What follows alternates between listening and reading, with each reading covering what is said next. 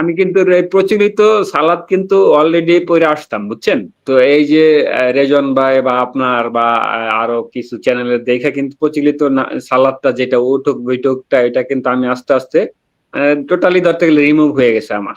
এখন এইটা আমি কতটা সঠিক পথে আছি কিনা আমি এটা আমি এখনো না বুঝতে পারি না, বুঝছেন? এখন প্রচলিত এটা আল্লাহই ভালো সালাত জানে। নিয়ে এগুলো সবার মধ্যেই থাকে। হ্যাঁ, হ্যাঁ। এখন সে সম্পর্কে আমাকে কিছু দিতে পারেন, যেটাকে বলা হয় নসিহত করতে পারেন এটা আমাকে।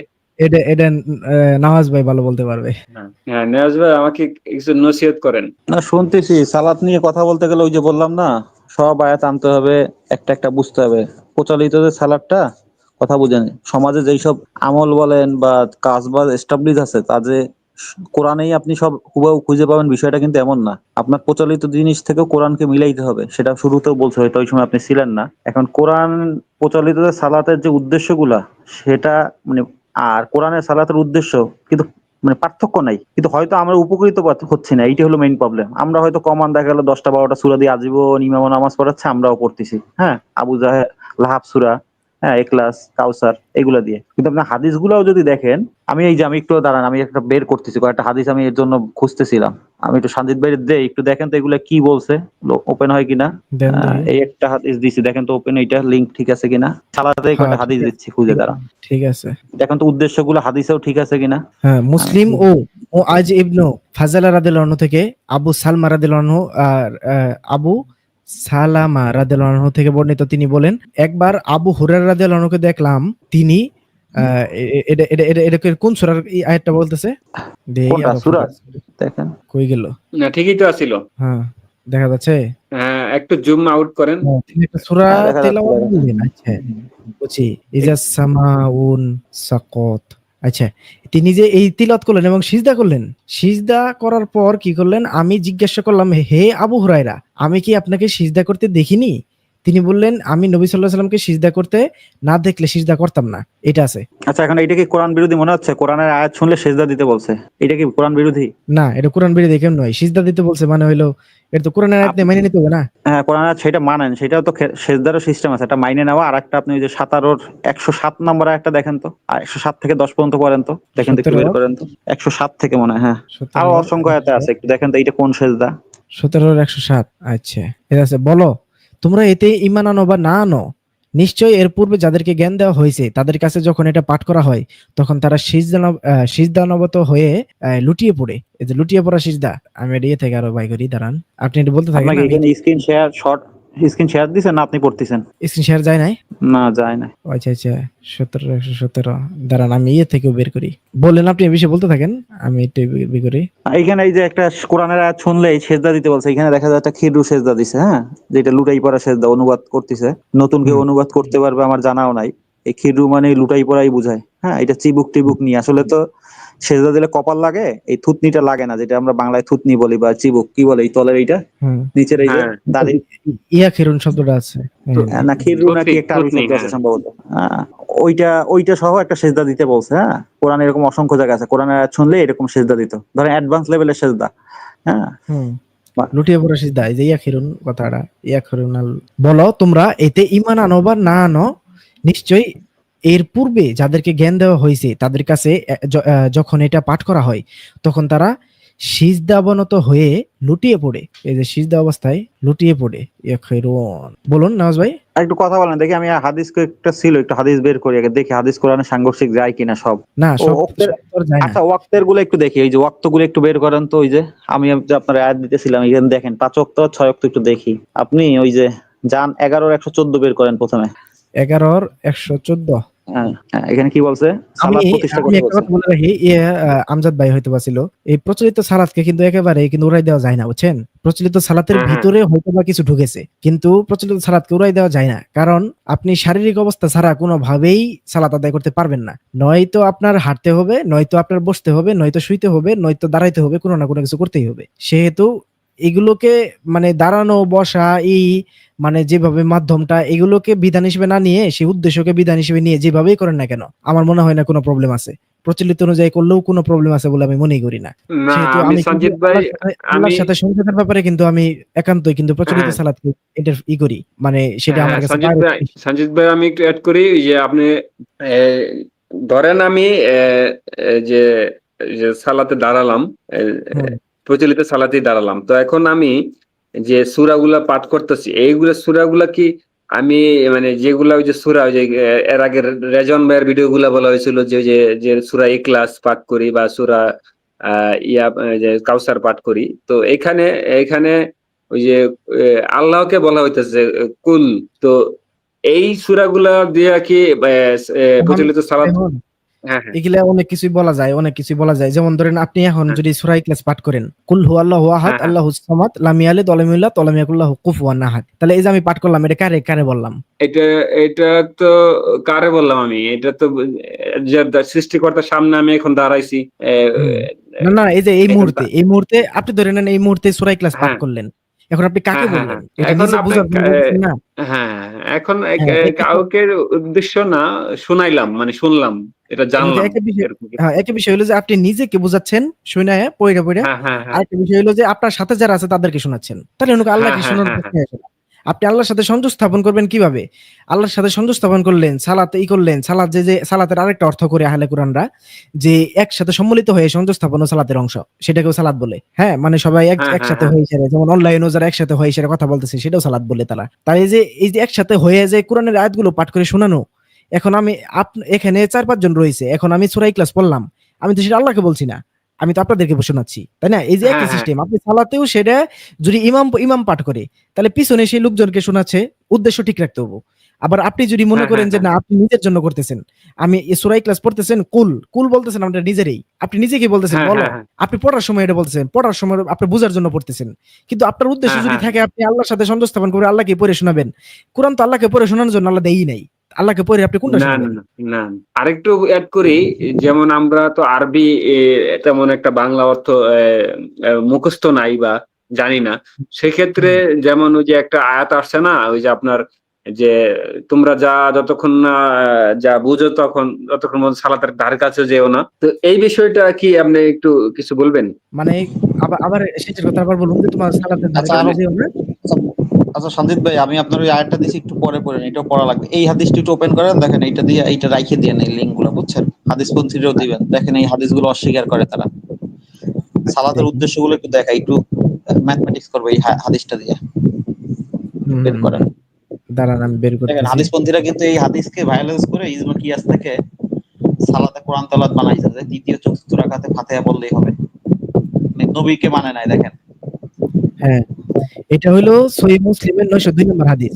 জুহর ও আসরের সালাত কিরাত সম্বন্ধে। শাইবান ইবনু ফাররুখ রাদিয়াল্লাহু আনহু থেকে আবু সাঈদ আল খুদরি রাদিয়াল্লাহু আনহু থেকে বর্ণিত।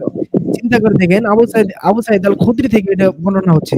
আবু সাঈদ আল খুদরি হইলো তৃতীয় ব্যক্তি যার কাছ থেকে সবথেকে বেশি গ্রহণযোগ্য হাদিস আসছে। প্রথম আবু হুরায়রা রাদিয়াল্লাহু আনহু, দ্বিতীয় আয়েশা রাদিয়াল্লাহু আনহা, তৃতীয় হলো আবু সাঈদ আল খুদরি। তিনি বলেন নবী সাল্লাল্লাহু আলাইহি ওয়াসাল্লাম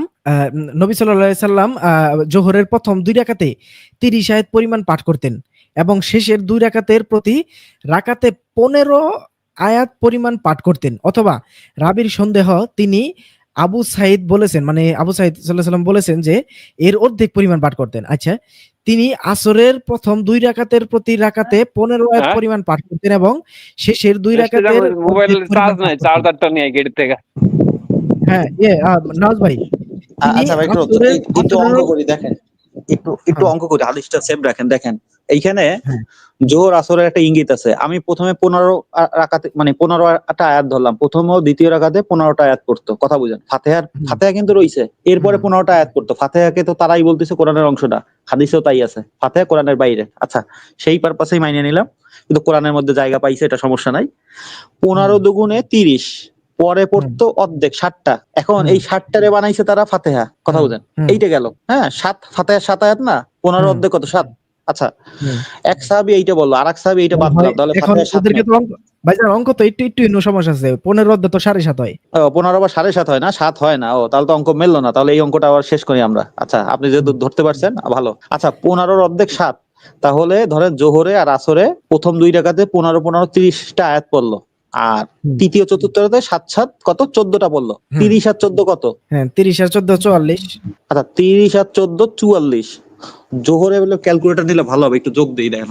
জোহরে হ্যাঁ। পড়লো কত 30 44, আসরে পড়লো 44, মাগরিবে পড়লো প্রথম হুম। 2 রাকাতে 30। একটু যোগ দেন দেখেন কোরআনটা হুম। কিভাবে, কোরআনটা পড়াই হলো সালাতের উদ্দেশ্য, ওদের দেখায় ওরা যে রেডিমেড 10টা সূরা দিয়ে পড়ে। আচ্ছা হুম। 44 পড়লো জোহরে, আসরেও পড়লো 44টা আয়াত, ফাতিহা তো রইলই 44। মাগরিবে হুম। প্রথম 2 রাকাতে পড়লো 30, হ্যাঁ, হুম। তৃতীয় রাকাতে পড়লো 7, আচ্ছা গেল। এশার আবার 4 রাকাত, এশায় পড়লো 44, আচ্ছা গেল। ফজরেও আছে, ফজরে 2 রাকাতে পড়লো 30, একদিনে আসতেছে 199টা আয়াত ফাতিহা রইছে। হ্যাঁ। 199টা আয়াত মানুষকে একটা মানে মসজিদে হোক বা একটা প্রার্থনার জায়গায় অ্যাটেন্ড করার পর 190টা আয়াত এই হাদিসের প্রেক্ষিতে বোঝা যাচ্ছে মানুষকে জানাইতে বলা হয়েছে, যেটা মানুষ হুম। ওই যে যেটা ভাই বলতেছো 4:43, হুম। তোমরা নেশাগ্রস্ত বা অন্যমনস্ক অবস্থায় সালাতের ধারে কাছে যায় না, যত সময় সালাতে তুমি যা পড়ো তুমি যদি নাই বুঝতে পারো বা অন্য কেউ পড়লে তুমি যদি না বুঝতে পারো, বিষয়টা এইটা দাঁড়াচ্ছে। তাহলে প্রতিদিন আমাকে নতুন নতুন 200টা তথ্য দেওয়া হচ্ছে যে তোমরা দাড়িপাল্লা ঠিক করো, মালে সঠিক দাও, বাবা মার সাথে এরকম আচরণ করো, তাদের সাথে উপশব্দ করো না, হ্যাঁ, এরকম হুম। যদি 200টা ভাই তথ্য দেয়, এরকম হুম। কন্টিনিউ যদি আমাকে দেয় ভাই, ওই হুম। লোকটা তো আমল করতে বাধ্য। তো চোরও হুম। ভালো হয়ে হুম। যাবে, চোরে যদি সারাদিন কানে বলেন যে চুরি করা ভালো না, কর্ম করে খাও, মরার হুম। পরে শাস্তি হবে, এই হুম। কথা ও 7 দিন 1 মাস শোনার পর ভদ্র হয়ে যাবে নিশ্চিত, একই হুম। কথা। হ্যাঁ, না নামাজ তবে সাথে তবে আমি একটু অ্যাড করি হ্যাঁ যে বলেন। ভালো হবে কিভাবে, সে হুজুর তো খালি বলেই গেল আর আমরা তো শুনলাম, এখন কি বললো তো এটা তো আর বুঝলো না। ওটাই তো বুঝতে হবো। হ্যাঁ হ্যাঁ, এখন যদি হুজুর ধরেন একটা সূরা বললো, মুসল্লিরা কিছু বুঝলো না, কিন্তু নামাজ শেষে বা সালাত শেষে যদি হুজুর বলে দেয় আজকে এই সূরা পাঠ করছি, এইটার বাংলা অনুবাদ এই, তখন কিন্তু মুসল্লিরা কিছু বুঝলো। হ্যাঁ জি সেটা জি, আপনার মডিফাই সাথে করা এটা যায়। একমত। এইটা এইটা আমি চিন্তা করছি, হয়তো কি হয়েছে কোরআনের বাংলা অনুবাদকে কোরআন বলা যায় না, অনুবাদের ঘাটতি থাকতে পারে। যেহেতু আল্লাহ কোরআনটা, আমরা যেহেতু বিশ্বাসী কোরআনটা আরবিতেই নাজিল হয়েছে, আচ্ছা আরবিতেই না বুঝে মুখস্থ করুক, তাহলে দুইটা হুম। জিনিস আছে আপনি যেটা বলছেন, হয় সালাতে শুরুতে বলে নেবে আজকে আমি এখন এই হাদিস মতে আমি 44টা আয়াত পড়বো, আর যদি ওই 30টা আয়াত হয় তাহলে তো আরো বেশি, 30 30 60, 60-এর হুম। অর্ধেক হইলো আরো 90টা আয়াত, ডবল, প্রায় ডবল পড়লে তো হুম। প্রতিদিন 400 আয়াত পড়া। ওই হাদিসে কিন্তু দুইটা অংশ আছে, দেখেন এখানে দুইটা পার্ট আছে, হয় হুম। 90টা পড়তো, 90-এর কাছাকাছি, বা 44টা পড়তো, দুই কোন হুম। একটা, তাহলে 200 বা 400 আয়াত পড়তো প্রতিদিন, পাঠ করতো। হুম। এখন এই 400 আয়াত সালাতে শুরুতেই বলে নিক, যদি আরবি মুখস্থ করুক বলে নিক এখন আমি এইগুলো এগুলো তেলাওয়াত করবো, এগুলোর অর্থ এই, বা নামাজ শেষে সালাম ফিরানোর পরেই বলুক একটু আগে আমি এই 90টা আয়াত বা 44টা আয়াত তেলাওয়াত করছি, এই আয়াতগুলো এইগুলো এগুলো বলা আছে, তাহলে কিন্তু হয় নাকি ভাই হুম। সন্দীপ হ্যাঁ ভাই? হ্যাঁ হুম। হ্যাঁ হুম। সেটাই তো মডিফাই করার কথা বলি, যে এরকম ভাবে যদি মডিফাই করা যায় সালাদকে, মানে প্রচলিত সালাদকে, তাইলে কিন্তু সেটা হয়ে যায়। আর দেখেন কারণ আমরা কোরআনটা তো এমন বাংলাটা জিনিস, সরাসরি বাংলাটা সালাতে বাংলাটা যদি সরাসরি পড়া শুরু করি তাহলে তো হচ্ছে না, কোন বাংলা পড়বো? আচ্ছা দেখেন কোরআনটার মাধ্যমেই মানুষ, মানে আমি আমার মতো বলতেছি একটু, কোরআনটার মাধ্যমেই মানুষ মানে হেদায়েত পায় আর পথভ্রষ্ট হয়। কেমন হয়? যারা কোরআনের আয়াত নিয়ে বিমুখ, মানে গায়ে লাগায় না, তারা পথভ্রষ্ট হবেই। এখন যারা মসজিদে কোরআন পাঠ শুনতে যাবে ভাই, তাদেরকে যখন কোরআনের ভালো ভালো তথ্য দিবেন, তারা কি হুম। মনে হয় চিল্লাপাল্লা করবে? এরকম মানুষ আছে? আমি খুব তো কম এইসব শুনি দেখি না। আমি ওই যে যখন পড়ে না, যখন আপনার আরবিতে খুতবা দেয় না, হ্যাঁ জুম্মার সময় দাঁড়ায় আরবিতে দাঁড়ায় খুতবা দেয়, হ্যাঁ তখনকার সময় মানুষজন কথা বলতে শুরু করে। এর আগ পর্যন্ত হুজুর যতটুকু বক্তব্য দেয় ততটুকুর মধ্যে কারো কোনো কথা নাই। হ্যাঁ হ্যাঁ হ্যাঁ না না, তাও তো তাহলে কি বুঝি। সম্মান দিচ্ছে, তাহলে বোঝা যাচ্ছে কোরআনটাকে সম্মান। আপনি 7-এর 102-4 যখন কোরআন পাঠ করা নিশ্চুপ সহকারে শোনো, বা এরকম আয়াত আছে, রহমত বর্ষণ হবে। এখন আমরা বুঝি না না রহমত বর্ষণ। হ্যাঁ না, না। হ্যাঁ বলেন। নেওয়াজি ভাইয়ের সাথে একটু অ্যাড করি যে ওই যে নামাজ শেষে যে আপনি একটু মানে কোরআন যে কি কি পাঠ করা হয়েছে সেগুলো যদি বলে তাহলে ভালো হয়, কিন্তু এখন প্রচলিত যে সিস্টেমটা এখন আছে বর্তমানে, দেখেন আমরা নামাজের, যে হ্যাঁ আমজাদ ভাই, ওই যে যে নামাজ ভাইয়ের সাথে ওটা আমি একমত ছিলাম যে নামাজের আগে বলে দিলে ভালো হয়, মানুষজন জানতে পারবো যে যে আয়াতগুলো বলবো এটা হ্যাঁ এই যে বারবার মাথা মধ্যে রিপিট হবো, মানে মাথা মধ্যে রিপিট হতে হ্যাঁ থাকবো, তার মানে বাংলাটা এটা বলতেছে, বাংলাটা এটা বলতেছে, এটা রিপিট হবো। হ্যাঁ, হ্যাঁ। পরে বললে সেটা এইটা আরই থাকে না। বললে তাইলে কি হয়, মনোযোগটা কিন্তু আরো বৃদ্ধি পায়, যে হুম। হুজুরে এগুলা বলতে পারে, তাহলে আমি আর মনোযোগটা আরো বৃদ্ধি পায়, আল্লাহর প্রতি আর আনুগত্যটা আর বেড়ে যায়। দেখেন সাজিদ ভাই, এটা কেন বলতেছি দেখেন, রিসেন্ট ওই যে কোরআনে যে বললাম যে তোমরা দাড়ি পাল্লা বা এটা সঠিক করো এবং মালামাল সঠিক দাও, মানে আপনার পালাও কিন্তু আপ ডাউন করে, ডিজিটাল পালা এগুলা ধারণা হয়তো অবশ্যই আছে, পালাও একটু পুরান হয়ে গেলে একটু বাঁকাতারা হইলে আপ ডাউন করে। রিসেন্ট আমি কিছু হ্যাঁ হ্যাঁ প্রোডাক্টের ওয়েট করতে গিয়ে কিছু দোকানদার তারা এখন, মানে বাস বলতে কি আমি বুঝেন, কিন্তু তারা এখন বলতেছে আমি ওইখানে নিয়ে মানে পালাকে আপনার ডাক্তার দেখাইতে হবে, তাদের ডাক্তার, হ্যাঁ ইঞ্জিনিয়ার দেখাইতে হবে। কেন? আপনার আমি যখন 1 কেজি মাইপে দিচ্ছি, কথা বুঝেন, তখন হুম। সেইখানে তার পালায় এক এক সময় এক এক রকম ঘাটতি হচ্ছে, 20 গ্রাম, 25 গ্রাম, 30 গ্রাম, হ্যাঁ, এরকম হুম। ঘাটতি হচ্ছে। আর এক পালায় দিচ্ছি, হুম। ঠিক হচ্ছে। এখন এটা কিন্তু হুম। সেও জানতো না, কথা বুঝেন। হুম। তার পালাটা বাঁকা হুম। ছিল, আরো ঘাটতি হয়েছে। বাঁকাটা যখন একদিকে একটু সহজ করছে, মানে সোজা করছে, এখন হুম। তাও 20, 25, 30 গ্রাম ঘাটতি। এখন দেখেন, আমি তারে দিলাম 1 কেজি, সে ঘাটতি পাচ্ছে 20 গ্রাম, কথা বুঝেন। কিন্তু সে কিন্তু আমার কাছ থেকে লসে যাচ্ছে না। সে কখন লস হচ্ছে আবার জানেন? আরেকটা কাস্টমারকে যখন দিচ্ছে, তখন কিন্তু সে যখন প্রোডাক্টটা মাপতিছে, তার কিন্তু বেশি মাপা লাগতেছে, কারণ ঘাটতি আছে না, তার পালায় তো কম দেখায়, কথা বুঝেন।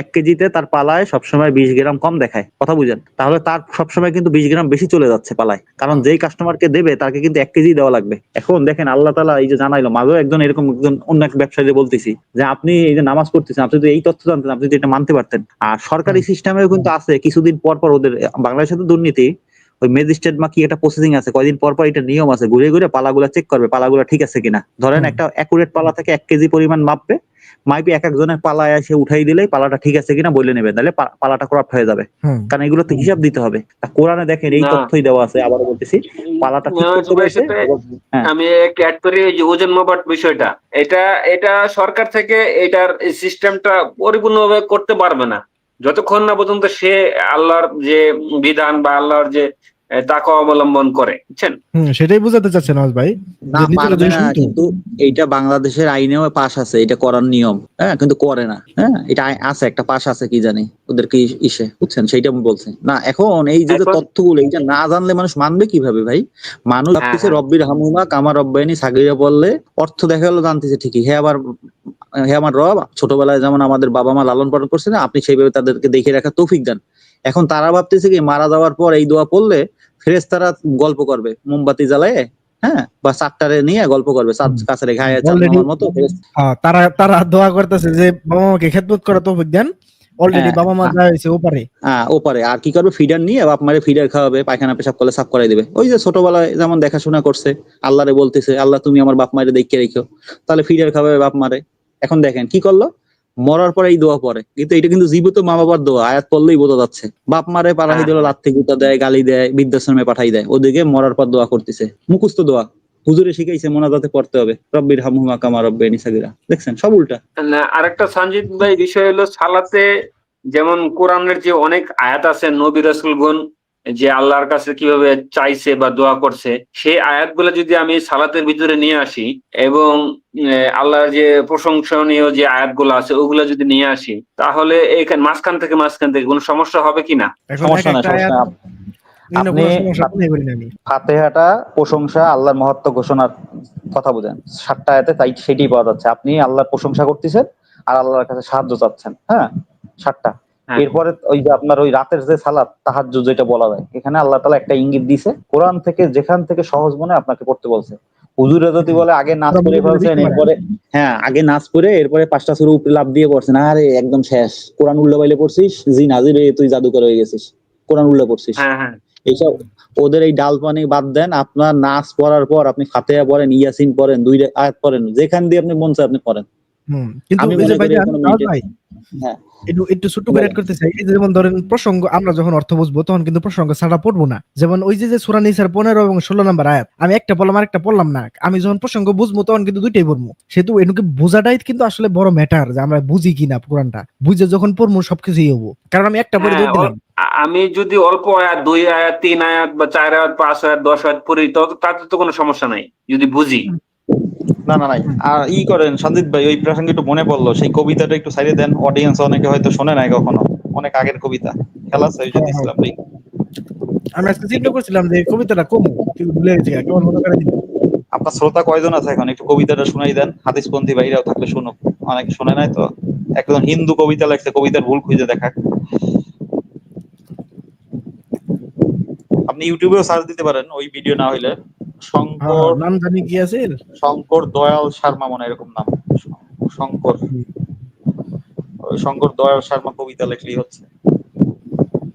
এখন ভাই ওই যে সালাদ কথা বলতে গেলে, কথা বুঝেন, সালাদ একটা আছে আনুষ্ঠানিক, 5টা আর 6টা ওয়াক্ত আছে, হ্যাঁ, এটা অস্বীকার করার অপশন নাই, কিন্তু এটার মেইন উদ্দেশ্য আল্লাহকে স্মরণ করা, সালাতে যা পড়া হয় সেগুলো বোঝার চেষ্টা করা, কোরআনেই আছে। আর একটা, আপনি সালাতের মাধ্যমে সাহায্য চাইবেন আল্লাহর কাছে, বিভিন্ন আপনার মনের আকুতি নিরিবিলি বলবেন, হ্যাঁ। না আকিমুস না, সালাত যেটা আমরা প্রচলিত যে 5 ওয়াক্ত যেটা আছে, ওইটার সাথে কি আরো আরো অ্যাড আছে নাকি কোনো, মানে এই তাহাজ্জুদ এটা তো আছেই। তাহাজ্জুদ তো কোরআন থেকে নফল বললে, নফল জিনিসটা হলো অতিরিক্ত, ঐচ্ছিক না, হ্যাঁ, অতিরিক্ত। মানে কোরআনটাকে ফরজ করছে, নির্ধারণ করছে, স্থানকাল পাত্রভেদে আমাদের মানতে হবে, তার মধ্যে আবার একটা দেশে অতিরিক্ত, এইটা আরো খাতার অ্যাডভান্স। কথা বুঝেন, আমরা নফল মানে বুঝি মনে হয় মানে নরমাল, এইটা হলো যে হ্যাঁ ফরজের উপরে, বুঝছেন, অতিরিক্ত করতে বলছে আপনার, আপনার ওইগুলো তো করতে কইছে, এইটা আরো অতিরিক্ত, কিন্তু আমরা ভাবতেছি অতিরিক্ত মানে মানে এই অপশনাল, অপশনাল না। কারণ আপনি এখন দেখবেন তাহাজ্জুদের সালাতে মুজাম্মেলেও বলা আছে, রাতের গভীর সালাতেও নবীর সাথে একদল এসে দাঁড়াইতো হ্যাঁ হ্যাঁ হ্যাঁ জামাত। তাহলে এটাও ফরজের মতনই, মানে ওই হিসাব করলে বাধ্যতামূলক, আরো অতিরিক্ত। হ্যাঁ, এখন আমরা তো ঘুমাই বেড়াই, আপনি যখন সন্ধ্যার সময় এসার পর পর ঘুমাই পড়বেন, এমনি রাত্র 3টা বা 2টায় ঘুম ভেঙে যাবে। হ্যাঁ হ্যাঁ হ্যাঁ, হ্যাঁ। আরেকটা বিষয় ওই যে আপনি যে বললেন এই যে 7-এর 110-এর আয়াতটা, যে মৃদু মানে বেশি উচ্চ স্বরেও না, বেশি একদম মনে মনেও না। তা এখন যে মসজিদ গুলাতে জোহর বা আসরে যে না সালাদটা পড়া হয়, তো তাদের পিছনে দাঁড়ালে তো তারা তো মনে মনে পড়বে, তখন কি এটা কি সালাদ পরিপূর্ণ হবে নাকি, নাকি নিজের একা একা না করতে না, হবে? এটা তো আপনাকে বললাম, এইটাই যে কোরআনের আয়াতকে ভায়োলেন্স করছে। হাদিসেও এরকম কোনো হাদিস নাই যে জোহর এবং আসরে আস্তে আস্তে পড়ার। হ্যাঁ, হ্যাঁ এরা যাই বলছে কি এদের শরীয়তে 4টা উৎসব পড়তে গেছে, ইজমার কিয়াস, আলেম ওলামারে দাম দিছে, মানে কোরআন হাদিসকে ভায়োলেন্স করে ইজমার কিয়াসে গেছে। এদের মনে চাইছে যে ওই একটা হাদিস পড়ছে, মুশরিকরা গালি দিত, তাহলে মুশরিকরা তো দিনের বেলায় কাজবাজ করে, মসজিদের আশেপাশে ঘোরে, কথা বলেন ফতোয়া তৈরি করছে কিভাবে, তাহলে মুশরিকরা হ্যাঁ হ্যাঁ এখনো বাংলাদেশে মনে হয় মুশরিক আছে, এরা গালি দেবে কোরআনের আয়াত শুনলে। হ্যাঁ, এখন এরা করলো কি, আর মুশরিকরা ফজরের সময় ঘুমাই থাকে, মাগরিবের সময় হয়তো ঘরের মধ্যে থাকে, এরকম বাইরে ঘোরে না। হ্যাঁ, এসার সময় ঘরে থাকে, বাইরে ঘোরে না, গালি দেওয়ার অপশন নাই, এই জন্য রাত্রে চিল্লাই পড়তে বলতেছে। হ্যাঁ, হ্যাঁ হ্যাঁ। তার বুঝছেন। মানে আমি মনে করি এই যে সালাদটা আমার মতে যেটা আয়াতগুলো আমরা বুঝি, এটা আমার মতে বাসায় যদি পড়ি সেক্ষেত্রে পরিপূর্ণভাবে বুঝতে পারবো। হ্যাঁ, ভাষা এখন ওই যাই হোক ওটা না, এখন আপনি এটা বাদ দেওয়ার কোনো অবকাশ নাই, আপনি আপনার মতো করেন, কথা বোঝেন। হ্যাঁ, কারণ মৃত্যুর পর হ্যাঁ যদি এইটা সত্যি কোরআনটা আল্লাহ প্রদত্ত আমরা বিশ্বাস করি, হয়েই থাকে, আমরা তো বিশ্বাস করি, কথা বলেন, আমাদের কাছে তো সেই অথেন্টিক প্রমাণ নাই।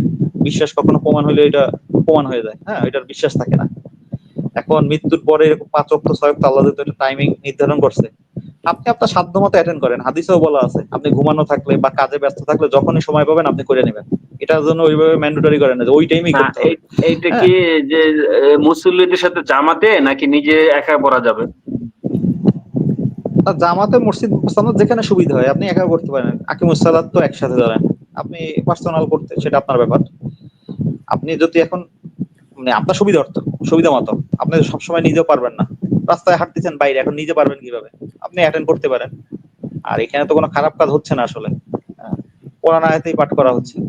হ্যাঁ, আর আপনি যদি মনে করেন না দুরূদ শরীফ কুনুত এগুলো মানুষ তৈরি করছে, আপনি সেগুলো আপনার মতো পড়েন, আপনি কোরআনের দোয়াগুলো সেগুলোকে পড়েন। দেখুন, হ্যাঁ, আমজাদ ভাই, আমি যেভাবে কি করি সেটা বলি, যে একান্তই আমি সালাদকে বিধান হিসেবে নেই। সালাত আমি যেভাবে পড়ি না কেন সেটা আমি বিধান হিসেবে নেই না, বুঝছেন, সেটা কোনো বিধান হইতে পারে হ্যাঁ না, সেটা জাস্ট আমরা এক একজন এক এক ভাবে পড়তেছি, এটাই। যদি বিধান হইতো তাহলে সেটা পার্টিকুলার ভাবে এক্সট্রা করে আল্লাহ তাআলা কোরআনে পরিপূর্ণভাবে দিয়ে দিত। সেহেতু এখানে মতবিরোধ যেমন রয়েছে, ইখতিলাফ যেমন রয়েছে, বিভিন্ন পথ রয়েছে, হাদিস অনুযায়ী 11 ধরনের সালাত রয়েছে, মানে 11 ভাবে সালাত পড়া যায় হাদিস অনুযায়ী। সেহেতু এগুলো কোনো ম্যাটারই করে না। নবী সাল্লাল্লাহু আলাইহি সাল্লাম, আমি হাদিস যে পড়ে দেখেছি, নবী সাল্লাল্লাহু আলাইহি সাল্লাম কখনো এই স্ট্রাকচার গুলোকে বিধান করেই যাননি, তিনি বিভিন্ন স্ট্রাকচারে করেছেন, সালাত পড়েছেন, এটা কোনো ম্যাটারই করে না। সে ঘরে আমি এই থাইকা সাথে সালাত পড়েছেন। দুইটার সাথে একটু অ্যাড করে দেই। যেমন ওই যে সাদাকা 8 শ্রেণীর লোকরে ভাগ করছে, এখন যুগের তাগিদে আপনার বাড়াইতে হবে পার্সেন্টেজ। আপনি যদি সে 2.5% নিয়ে জাকাত সাদাকা গুলো করে থাকেন, আপনাকে ক্ষমতা দিলে আপনি চালাইতে পারবেন না। তা আল্লাহ তাআলা একটা থিম দিয়ে দিয়েছে, একটা মানে আপনার থিওরি দিয়ে দিয়েছে, এই ক্যাটাগরিতে আপনার সালাদটা হবে, এর পরের অপশনটা আমাদের হাতে, কথা বুঝছেন। ওই একটা এক্সাম্পল হ্যাঁ সবসময় একজনের দেওয়া হয়, যে আপনাকে হালালান তাইয়্যিবান এগুলো কোরআনে শিখাইছে, পশু কাটার আগে আল্লাহর নামে জবাই দিবা, অসুস্থ প্রাণী কাটবা না, রক্ত প্রবাহিত হইতে হবে, এরকম কিছু থিওরি দিয়ে দিয়েছে কোরআনে। মানে এখন হ্যাঁ, আপনি এখন ওইটাকে কাঁচা খান, পাকা খান, রোস্ট খান, কাবাব খান, এটা আপনার কাছে, এটা কোনো ফ্যাক্ট না। মানে এই সালাতের মাধ্যমেই তো আমরা বিধানগুলো জানতে পারবো পরিপূর্ণভাবে, এই হ্যাঁ, সালাতের বিষয়টা। উদ্দেশ্যে আমি তো বললাম, আয়াতগুলো দেখেন, আপনার ওই যে ওই সন্দীপ ভাই যে আপনার 2 এর 45 153 সালাতের মাধ্যমে সাহায্য চাও, ধৈর্য ও সালাত দুইটা অপশন। আল্লাহর কাছে প্রার্থনা। এখন আপনি কোরআনে দেখেন সাহায্য নবীরা চাইছে, জাকারিয়া নবী ঘরের মধ্যে মেহরাবে ঢুকে একটা সালাত করছে, শোয়েব নবী করছে, এরকম অনেক সালাত আছে দেখবেন তারা একান্তে চাইছে, মরিয়াম চাইছে, এরকম চাইছে, সালাত আছে। এই এই যে সবই সাহায্য সালাতে গেল, সবই সালাতের অংশ। সালাতে এবারে দেখবেন আপনি আল্লাহ শরণার্থে আকিমুস সালাত করো 20 এর 114 বা আরো আয়াতে সম্ভবত বলা আছে। হ্যাঁ, এই যে আল্লাহ শরণার্থে, এখন আল্লাহ শরণ, আপনি ওই যে লাশ সামনে রেখে বলবেন না এই রুহের মাগফিরাতের জন্য, এই রুহের জন্য, বা আমি নিয়াত খেয়াল নাই, আমি এই লাশের জন্য নামাজ পড়তেছি। ভাই আল্লাহ বলতেছে আমার জন্য সালাত করো, আপনি লাশের জন্য সালাত করেন, আলহামদুলিল্লাহ খুব ভালো। হ্যাঁ, জানাজার সালাত একমাত্র আল্লাহ শরণার্থে হবে। থার্ড হলো যে কোরআনে যা পাঠ করা হয়, কোরআন যা পাঠ করা হয় নিসা 43 7-এর 204 আছে, অসংখ্য আয়াতে বলছে ওইটা নিরিবিলি শুনতে, কোনো কথা বলবো না, চুপ থাকবা। কোরআন পাঠ শুরু হইলে চুপ করে শুনতে বলছে, মানে এক কথায় বুঝতে বলছে। এখন তাদের মাতৃভাষা আরবি, তারা শুনলেই বুঝতো, কথা বুঝেন। আমাদের মাতৃভাষা আরবি না, আমরা বুঝি না। তারা যখন একটু মদ মদ খাইতো বা নেশা করতো তখন আর আরবি বুঝতো না, যেমন আমরা বাংলা বুঝি। এই যে আমি আপনি বাংলায় কথা বলছি, আমরা যদি এখন মদ খাই ভরপুর, আমরা বাংলাও বুঝবো না, আমাদের কথার ব্যালেন্স থাকবে না। ঠিক ওদের ওই প্রেক্ষিতে এরকম হয়েছে, তারা আরবি বুঝতো, অনর্গল মাতৃভাষা আরবি ছিল, যখন মদ বা নেশা খাইতো, খাওয়ার পর আর কিছু বুঝতো না। এর জন্য বলছে তোমরা নেশাগ্রস্ত বলছে সালাতের ধারে কাছে যায় না। হ্যাঁ, তাহলে এখান থেকে থিমটা পাওয়া যাচ্ছে, কোরআন বুঝে পড়তে হবে, কারণ বুঝে বললেই আপনি আমল করতে পারবেন। বললাম না ওই যে চোরে যদি সারা দিন আপনি বলেন তুই ভালো হয়ে যা, ভালো হয়ে যা, ওর যদি অপশন না থাকে আপনার উপরে চিল্লানোর, কথা বলেন, ওই যে বললাম না কোরআন যখন শুনবেন নিরিবিলি থাকতে বলছে, কোনো কথাই বলা যাবে না, শুনলাম এবং মানলাম। তা চোরকেও যদি বারবার বলেন, ও কোনো কাউন্টার, ও মনে মুখের মধ্যে পানি নিয়ে বসে আছে ধরেন, কোনো কথা বলতে পারে না, ও বলতে বলতে দেখবেন একদিন হেদায়েত পেয়ে গেছে। 6 মাস হোক, 1 মাস হোক, 1 বছর হোক, মানে যে কোনো আপ ডাউন হেদায়েত নিশ্চিত পাবে, বুঝছেন? জি বলেন। হ্যাঁ, এই আপনি ভাই বাকারার যে আয়াতটা বললো 45, তোমরা ধৈর্য ও সালাতের মাধ্যমে সাহায্য প্রার্থনা করো এবং ইহা বিনীতগণ ব্যতীত আর সকলের নিকট নিশ্চিত ভাবে কঠিন। হ্যাঁ, আয়াতটা এটাই। আসলে আমরা চাই, আমরা মানে মূল থিমটা আমাদের বুঝতে পারছেন তো। এখন ধরে নেন নওয়াজ ভাইও সালাত বিষয়ে যে ধারণা রাখে, এই ধারণা কিন্তু আমারও, আমি আগে থেকে এই ধারণা রাখি। পরে নওয়াজ ভাইয়ের সাথে পরিচিত হলো, পরে দেখলাম যে না, তিনিও এই ধরনেরই। আদৌ মূলত হাদিসগুলো যদি পড়ে দেখেন, তখন যেটা বলতে চাইলাম যে হাদিসগুলো যদি পড়ে দেখেন, নবী সাল্লাল্লাহু আলাইহি সাল্লামের ভিতরে মানে তার আচার আচরণে আপনি এমন কিছু পাবেনই না যে সে সালাতের স্ট্রাকচারটাকে বিধান বানিয়ে গেছে। সে এক এক সময় এক এক ভাবে পড়েছে, কখনো হাত বাইতে পড়ছে, কখনো হাত ছাইড়ে পড়ছে, কখনো বুকে হাত বাইতে পড়ছে, কখনো নাভিতে হাত বাইতে পড়ছে, কোনো ব্যাপারই না এগুলা। এগুলা স্ট্রাকচারের মধ্যে এগুলা কোনো ম্যাটারই করে না। হ্যাঁ, যেমন ধরে নেন শুয়ে থেকে সালাত আছে, বইসা থেকে সালাত আছে, কেউ অসুস্থ থাকলে বইসা থেকে সালাত পড়বো, কেউ ইতে থাকলে মানে আরো অসুস্থ থাকলে শুয়ে থেকে সালাত পড়বো। সালাতের যে উদ্দেশ্যগুলো, উদ্দেশ্য সন্দীপ ভাই, মেইন হলো উদ্দেশ্য। হ্যাঁ হ্যাঁ, মেইন হলো উদ্দেশ্য। যেমন আমি আপনি খাওয়া দাওয়া করি, আমি খাওয়া দাওয়া করি কেন? আমরা বাইচে থাকার জন্য। কারণ আমরা দেখছি না খাইলেই, যদি একাধারে 3 বেলা না খাই, 3 দিন না খাই, আমাদের শরীর দুর্বল হয়ে আমাদের শরীর ভেঙে যাবে, ওয়েট কমে যাবে, আমরা মারা যাইতে পারি। এর জন্য কিন্তু আমরা খাই। পোশাক কেন পরি? কোরআনে বলতেছে উদ্দেশ্য আছে, কিন্তু পোশাক কিন্তু এমনি পরি না, পোশাক না পরলেও হবে। অনেক জাতি কিন্তু না পরে ঘুরে বেড়ায়। সতর ঢাকার জন্য পোশাক পরা হয়। সতর ঢাকার বলতে মানে আপনার নিজের হেফাজত করার জন্য যেইটুক দরকার। এবার বলছে বেশভূষা, দেখেন আমরা বেশভূষা, আমরা বাইরে অনেক জায়গায় গেলে পরিবেশ পরিস্থিতি মেইনটেনেন্স করার জন্য অনেক পোশাক আশাক পরি। আর একটা তাকওয়ার পোশাক, আর উত্তম পোশাক আছে, সেটা হতে পারে হাত মোজা, পা মোজা, বা একটা বস্তা পরে ঘুরে বেড়াবো, ড্রামের মধ্যে ঘুরাবো, সেটা তার ব্যক্তিগত ব্যাপার। আল্লাহ বলছে সেইটাই উত্তম, নিজেকে যতটা হেফাজত রাখা যায়। কারণ আমি যখন ধরেন আগে সতর ঢাকার পোশাক পরবো, বেশভূষার পোশাক পরবো, এটাও কিন্তু সমাজে ক্ষতিকর হইতে পারে, আমি নিজেই বিপদে পড়তে পারি। হ্যাঁ, তার থেকে উত্তম পোশাকের কথা বলছে, একটা উত্তম, আল্লাহ কিন্তু অপশন দিছে। এরকম প্রত্যেকটা উদ্দেশ্য আছে সালাতের। কোরআনে আমি বলতেছি ওই যে এই যে 3টা আয়াত বললাম, 3টা প্রাসঙ্গের, কোরআন থেকে আমি সালাতের 3টা উদ্দেশ্য পাইছি, কথা বলেন। এইটা হলো মেজর 3টা উদ্দেশ্য। আরো যদি উদ্দেশ্য বলেন সেটা ব্যতিক্রম। উদ্দেশ্যই ঠিক নাই, তারা মনে করতেছে ওই যে হুজুরা ফতোয়া দেয় আপনি চুরি বাটপারি খুনাখুনি যা করেন সালাত ত্যাগ করবেন না, এসে সালাত পড়বেন। দেখেন ভাই উল্টা, আল্লাহ বলতেছে সালাত করলে ওইসব কাজ করবেন না, আর তারা বলতেছে সালাত করে এইগুলা করতে, নাকি সন্দীপ ভাই? যাই করেন সালাত ছাড়বেন না, যাই করেন সালাত ছাড়বেন না। আল্লাহ বলতেছে সালাত করলে হ্যাঁ, সালাতের উদ্দেশ্যটা আমাদের লক্ষ্য রেখে সালাতটা চালিয়ে যেতে হবে। হ্যাঁ, আপনি যেভাবে পড়েন, আপনি যদি কোন না আমি প্রচলিত বাদ দিয়ে সেরে আমি এইভাবে পড়বো, তাতেও কোনো সমস্যা নাই, ভুল বলার অবকাশ আমাদের নাই। কিন্তু প্রচলিতকে ভুল বলার অবকাশ আমাদের নাই, বুঝছেন? প্রচলিতকে মডিফাই করার অবকাশ আমাদের আছে, কিন্তু সেটাকে ভুল বলার অবকাশ আমাদের নাই।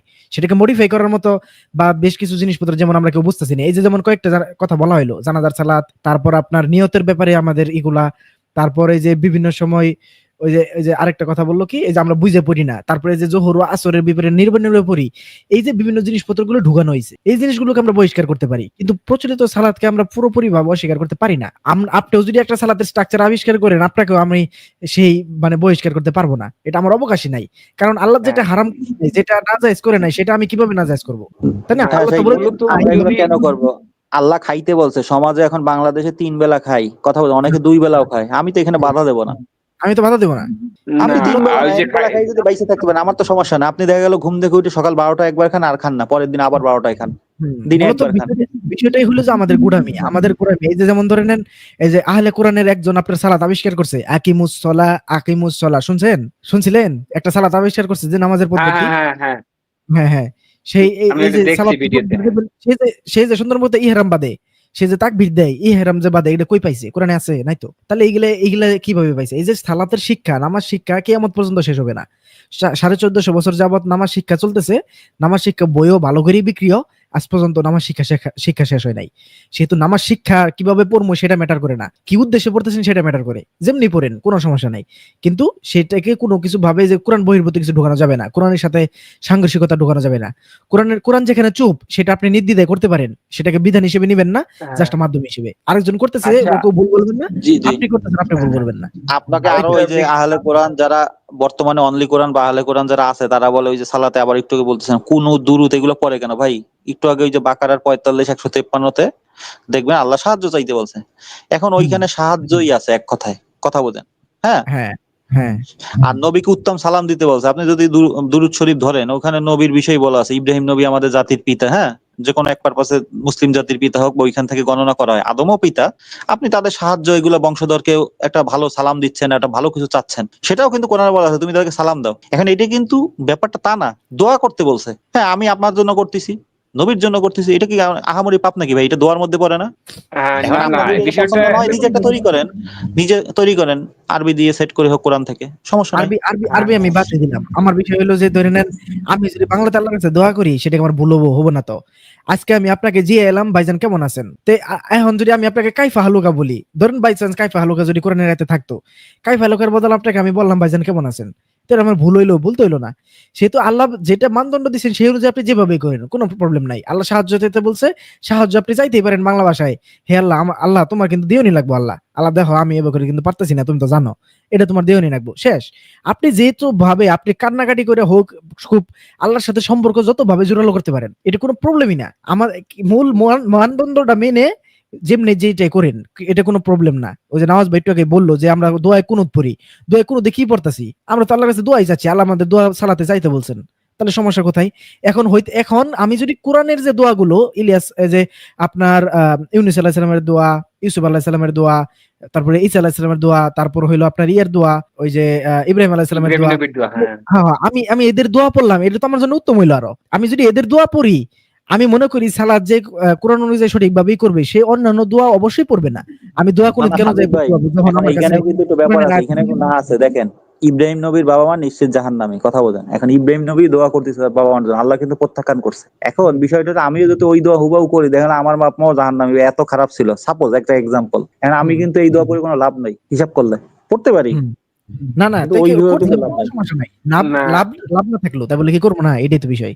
কিন্তু ওই যে আরেকটা পিতামাতার জন্য একটা দোয়া শিক্ষা দিয়েছিলেন, ওই যে কোরআনে আছে, তোমরা হ্যাঁ, এইভাবে তোমাদের এই যে পিতা মাতার প্রতি দোয়া করো। হ্যাঁ, এরকম কিন্তু একটা ইয়ে আছে। আমজাদ ভাই হয়তো আমাদের অবস্থানটা আপনাকে বোঝাইতে পারলাম।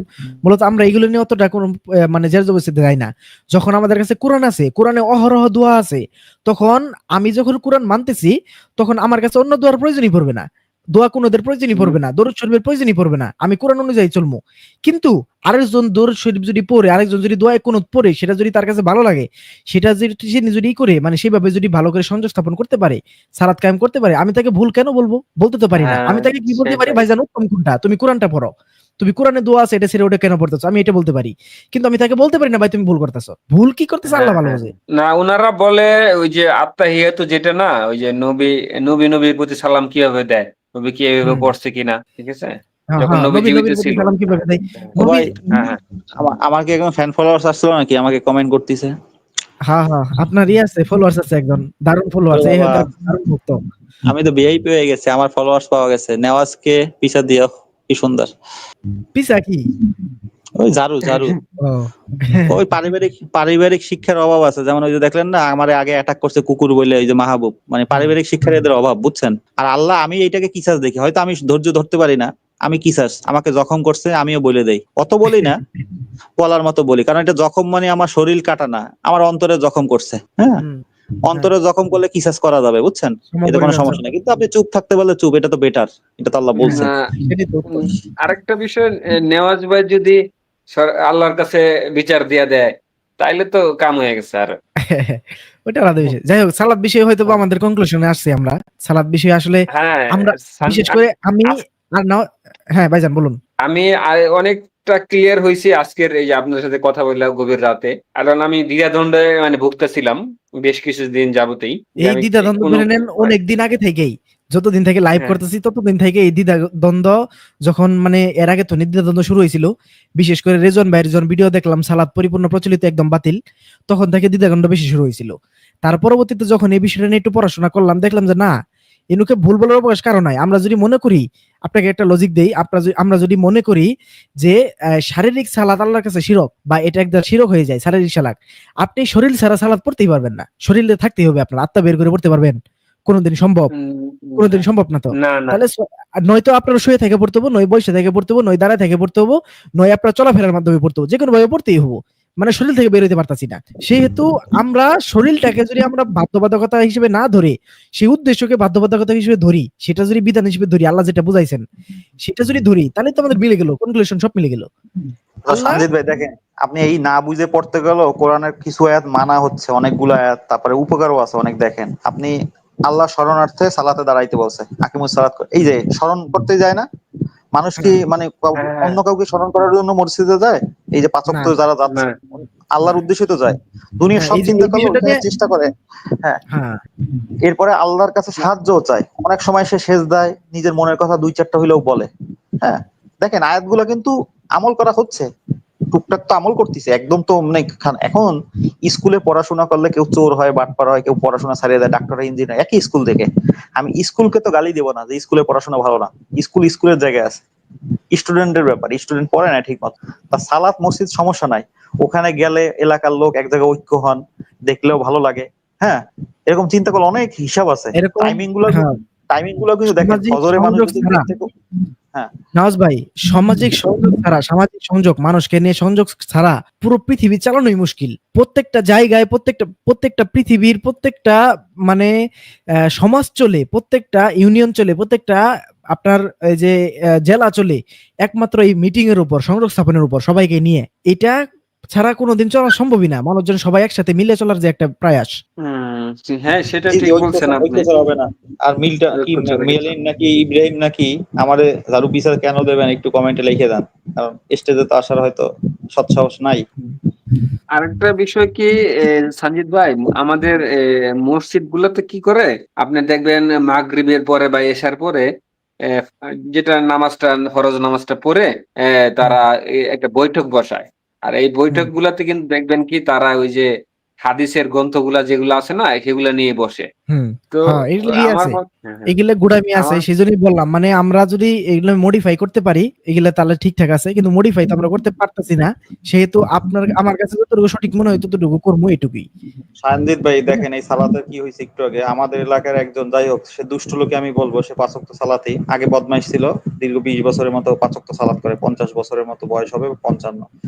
এই হুম, রাতের বেলা আমি আপনাদের বললাম না 10 মিনিট আসতেছি, পানি দেয় একজন, পানি খাবার পানি দেয় নাই আজকে। হ্যাঁ, তো একটু বোতলে আনতে গেছিলাম, 1:30 তো ওই সময় বাজেবো না, কল চাপছি, আমারে বাসার ভিতর থেকে চিল্লাই উঠছে, এই কোন এই মানে গালির মতনই, এত রাত্রে আমার ঘুম ভাঙে, এই কল চিপিস, কাজ নাই কোনো, যা, মানে তুই তাকারি করতে আছে, বুঝছেন, এই ঘুমের মধ্যে মানে সজাগ হইছে।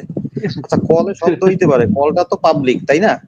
হুম, আমি রাত 3টায়ও চাপতে পারি, কারো যদি ঘুমের ডিস্টার্ব হয়, এটা কি আমার হুম, সমস্যা ভাই? আমার হুম, সময় মতো আমি যাবো না, না তার সময় মতো যাব? পাবলিক তো। হুম, দেখেন এই যে নামাজ পড়ে, এই শিক্ষা কি কোনো কোরআন হাদিস দিছে? হাদিসেও তো এই শিক্ষা দেয় না।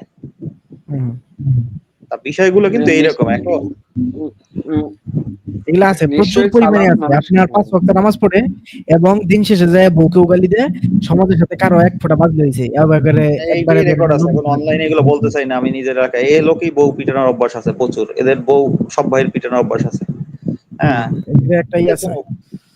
হ্যাঁ আমজাদ ভাই বলেন ভাইজান।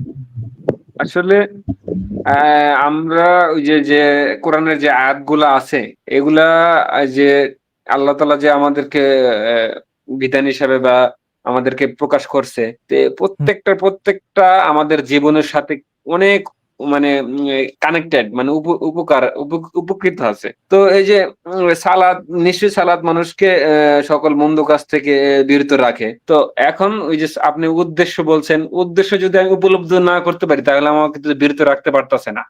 এই যে আমি প্রতিনিয়ত নামাজ পড়ি, পাখির মতো, খালি তোতা পাখির মতো বইলাই গেলাম যে আল্লাহ তাআলার যে মেসেজ তা কি আমাকে বলছে, সেটা যদি নাই বললাম তাহলে এই তো আমার ব্যবহার, আমার আচার আচরণ, আমার যে মানুষের প্রতি একটা মায়া মহব্বত, এগুলো তো সৃষ্টি হবে না, বুঝছেন? না, আমি একটা এক্সাম্পল দিই। ধরেন আমাদের মাতৃভাষা বাংলা, হ্যাঁ, আপনি সবাই সঞ্জিত ভাই স্কুলে ভর্তি হয়েছে, সেখানে শুধু চায়না ভাষায় ক্লাস করানো হয়, চায়না বই। এখন আপনি হ্যাঁ, রিডিং ও হ্যাঁ। পড়তে পারি চায়না, কিন্তু কিচ্ছু বুঝি না। বেঞ্চের প্রথম প্রথম বেঞ্চে বসি, কোটটাই পরে, হ্যাঁ, কোটটাই পরি, জুতা পরি, হ্যাঁ, সবকিছু পরে স্যারের মুখের দিক মন দিয়ে তাকাই থাকি। স্যারের মুখের দিক মন, আমি কিন্তু খালি রিডিং করতে পারি, কথা বলেন। আমি উচ্চারণও বুঝি না, অত একটা রিডিং করি কিন্তু কথার ব্যালেন্স অর্থ জানি না। এখন স্যারের দিক মন দিয়ে তাকানোর পর 1 মিনিট বা হাফ মিনিট পর দেখবেন আর মন অন্যদিক চলে গেছে, কারণ আপনি কথা তো বোঝেন না, আপনার মনটা চলে যাবে আরেক জায়গায়।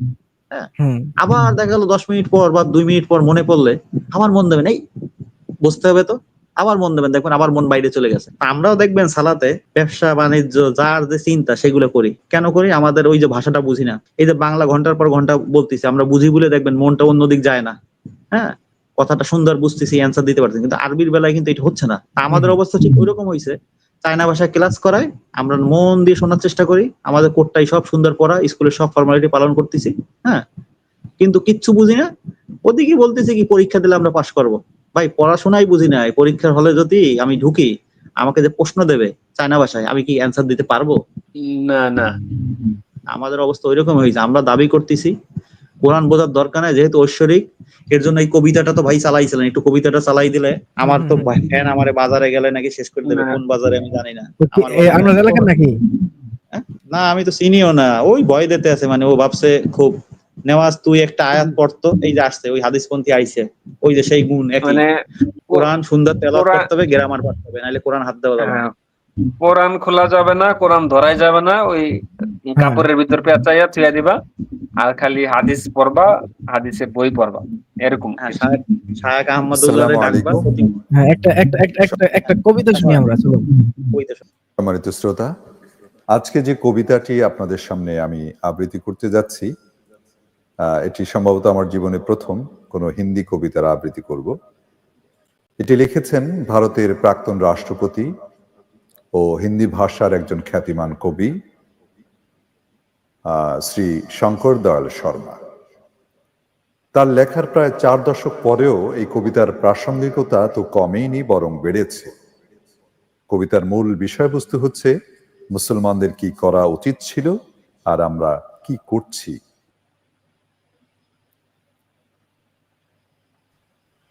আমল কি কিতাব থি, দুয়া কি কিতাব বানা দিয়া। আমল করার কিতাব ছিল, দুয়ার কিতাব বানিয়ে দিয়েছো।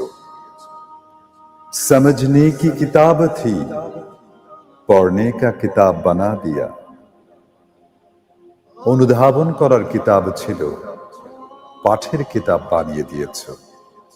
जिंदाओं का दस्तूर था, मुर्दाओं का मंशूर बना दिया। এ কোরআন জীবিতদের জীবন বিধান ছিল, এটাকে মৃতদের ইশতেহার বানিয়ে দিয়েছো। जो इल्म की किताब थी, उसे ला इल्मों के हाथ थमा दिया। যেটা ছিল জ্ঞানের কিতাব, তা আজ মূর্খদের হাতে ছেড়ে দিয়েছো। तशखीर कायनात का दर्स देने आई थी, सिर्फ मदरसाओं का निसाब बना दिया। সৃষ্টির জ্ঞান দিতে এসেছিল যা, আজ তা শুধু মাদ্রাসার পাঠ্য বানিয়ে দিয়েছ। मुर्दा कौमों को जिंदा करने आई थी, मुर्दों को बख्शवाने पर लगा दिया। মৃত জাতিদের বাঁচিয়ে তুলতে এসেছিল যে কোরআন, আজ তা মৃতের জন্য দোয়ার কাজে লাগিয়ে দিয়েছ। আয়ে মুসলমানোं, ये तुमने क्या किया? আয়ে মুসলমানোं, ये तुमने क्या किया?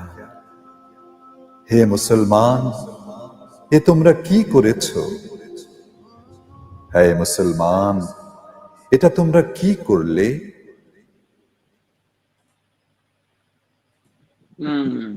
একদম মানে জায়গা মতো লাগছে একদম। হ্যাঁ, এটা আপনার একজন হিন্দু লোকের লেখা।